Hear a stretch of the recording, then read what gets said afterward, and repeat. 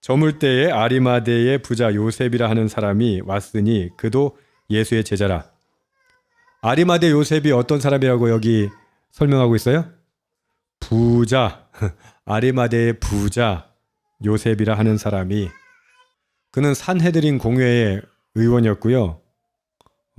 부자였어요. 그러니까 그가 얼마나 지위가 높았던 사람인가는 바로 뒤에 나와요. 여러분, 빌라도는 지금 예수님을 십자가에 처형한 사람이에요. 최고 권력자예요. 그런데 과연 유대인 중에 몇 명이 빌라도한테 갈 수 있을까요? 그리고 십자가의 처형이라고 하는 건 들짐승에 뜯겨 죽든 새 먹이가 되든 썩어 죽든 십자가에서 못 내려요. 왜냐하면 본보기로 하는 처형이거든요. 여러분, 우리가 십자가 얘기를 많이 해서 그러는데 로마에서도요, 십자가 처형은 극히 드문 처형이에요. 뭐 그렇게 자주 있는 처형이 아니에요. 그러니까 굉장히 엄중한 겁니다. 그냥 사형시키는 거하고는 비교할 수 없는 처형이 바로 십자가형인데, 아리마대 요셉이 어떻게 했다고요? 빌라도한테 가서 시체를 달라 하니. 자, 아리마대 요셉은 지금 두 가지 위험을 무릅쓰고 있는 거예요. 첫 번째는 유대인으로서 자신이 예수의 제자였다는 것을 드러내지 않다가 예수님이 정작 죽고 나니까. 여러분, 지금 소망이 다 사라진 상태입니다. 우리는 결론을 알지만 실제 이 당시에는 예수님이 십자가에 죽으셨단 말은 뭐예요? 모든 게 끝난 거예요. 그런데 아리마대 요셉은 어떻게 해요?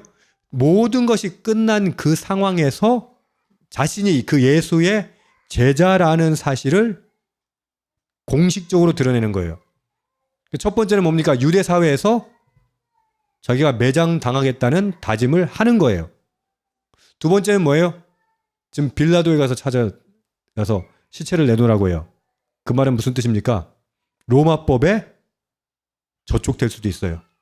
그러면 유대 사회에서도 매장이 될 수 있지만 로마법에 의해서도 빌라도는 큰일 날 수 있어요. 결국 자신의 모든 것을 다 잃을 수 있어요. 그런데 지금 빌라도는 어떻게, 아리마대 요셉은 어떻게 하고 있어요? 빌라도에게 가서 예수의 시체를 달라. 빌라도가 어떻게 합니까? 아니 뭐 평범한 사람 같았으면, 그리고 뭐 아무리 지도자라 하더라도 그게 유력한 사람이 아니었으면 어떻게 했을까요? 말도 안 되는 소리 하고 있어. 그랬을 거예요. 그런데 어떻게 해요? 지금 빌라도가 뭐라고 합니까? 가져가. 그렇게 하는 거예요. 요셉이 시체를 가져다가 깨끗한 세마포를 싸서 바위 속에 판 자기 세무덤에 넣어두고. 왜 그래요? 예수님이 지금 오전 9시에 십자가에 달리셔서 오후 3시에 돌아가신 걸로 보통 봅니다. 그럼 해가 지는 순간 뭐가 된다? 안식일이 돼요. 안식일 되면 아무것도 못해요. 그러니까 급히, 아마 시체 내리는 것도 엄청 서둘러서 했을 거예요. 그래가지고 급히 해야 되니까 세마포에 시신을 싸서 무덤에다가 넣고 돌을 굴려서 무덤을 막았다라고 합니다. 아리마대 요셉은 지금 자신이 누리고 있는 모든 것을 포기하고 있는 거예요. 왜? 이미 망한 종교 지도자 아닙니까? 가망이 없어 보이는 종교 지도자가 아닙니까? 그런데 어떻게 해요? 예수님의 제자임을 드러냈어요. 예수를 믿는다는 건 나의 이해관계를 내려놓는 거예요. 예수를 믿는다는 건 내가 주님을 위해서 희생하는 거예요.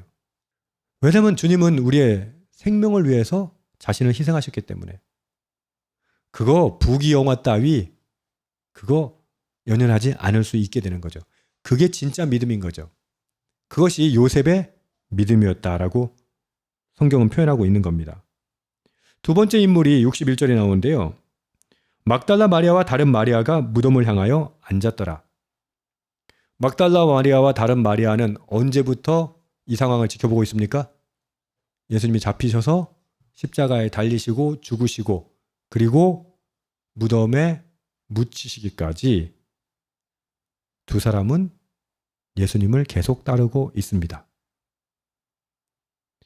예수님 십자가에 달리실 때 제자들은 어디 있었어요? 다 도망가고 없었어요. 왜? 잡히면 죽으니까. 잡히면 불리하니까. 근데 여자들은 어떻게 해요? 끝까지 그 자리를 지켜요. 이 여자들은 제자들이 다 도망감에도 불구하고 계속해서 예수님을 따릅니다. 십자가까지 따를 뿐만 아니라 무덤에까지 따라가죠. 그래서 내일 말씀해 보면 제일 먼저 무덤에 찾아간 사람들이 누구예요? 바로 이 사람들이에요. 왜? 예수님의 죽으심을 보았고 어디에 안치되었는지 보았기 때문이죠. 저와 여러분은 아리마대 요셉같이 포기하진 않는다고 하더라도 적어도 두 마리아처럼 예수님을 끝까지 따를 수는 있겠습니까? 어떠세요? 예수님 따를 수 있을까요? 쉽지 않죠. 다른 사람군이 또 62절부터 나오는데요. 그 이튿날은 준비일 다음 날이라, 준비일이란 말은 이제 금요일, 안식일을 준비하는 날을 말하는 겁니다. 그 다음에 그럼 다음 날이란 말은 뭐예요? 안식일이란 말이죠. 이제 참 특이해요. 그러면 안식일에 대제사장과 바리새인들이 함께 빌라도에게 모여 이르되, 여러분 지금 안식일이라고 했어요? 유대인들이 공적 업무를 안식일날 보면 돼야 안 돼요? 안 되죠. 그럼 유대인들이 이방인을 주일날, 그러니까 안식일날 접촉하면 돼야 안 돼요? 안 돼요. 근데 지금 이들은 누구예요? 아니, 대제사장들, 가장 종교적으로 강했던 사람들, 가장 엄격했던 사람들, 그 사람들이 지금 안식일에 뭐 하고 있다고요? 이방인을 찾아가서 공적인 요청을 하고 있는 거예요. 업무를 보고 있는 거예요. 이 말이 된다고 생각하세요? 이게 우리가 빠지기 쉬운 가장 큰 오류가 여기 있어요. 사람들에게는 안식일 지키라고, 그렇게 율법 지키라고 하는 사람들이 정작 자신들의 필요에 의해서 어떻게 한다? 안식일을 거역하고 있는 거죠. 한번 나에게 적용해 보십시다. 어떠세요? 나는 첫 번째 아리마대 요셉 같은 사람입니까? 아니면 마리아 같은 사람입니까? 아니면 이 종교 지도자 같은 사람들입니까? 저는 가만히 묵상하면서 보니까 전 세 번째 부류에 속해요.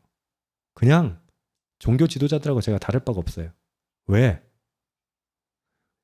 종교 지도자들이 왜 예수를 죽여요? 자신에게 이득이 안 되니까, 해가 되니까. 여러분, 우리가 믿음, 말씀, 신앙 이렇게 얘기하지만요, 자기한테 조금이라도 불리하면 어떤지 아세요? 그거 다 버려요. 자기한테 조금이라도 불리하면 어떻게 해요? 그거 무시해버려요. 혹시 저와 여러분의 신앙이 이들과 같지 않은가 생각해 보아야 할 문제입니다. 63절에 보면 그들의 요구사항이 이거예요. 저 속이던 자가, 그 누구예요? 예수님이 자기가 죽은 다음에 사흘에 부활한다고 했다. 그러니까 무덤 잘 지켜야 된다. 왜냐하면 제자들이 시체 훔쳐가고 나서 부활했다고 하면 이젠 사태가 걷잡을 수 없이 커지니까 그거 잘 주의해야 된다. 그 얘기를 하는데, 예수님을 속이던 자라고 말하는데 빌라도에게 뭐라고 호칭해요? 주여. 누가 줍니까? 누가 주예요? 이런 수준이에요. 자신의 이득, 이해관계 때문에 자신의 주도 갈아치우는, 그것이 혹시 우리의 모습은 아닌가 생각해 봅시다. 마지막으로 65절에 보면은 빌라도가 이렇게 얘기해요. 그냥 경비병 있으니까 굳게 지키게 해라. 그들이 경비병과 함께 가서 돌을 임봉하고 무덤을 굳게 지키니라.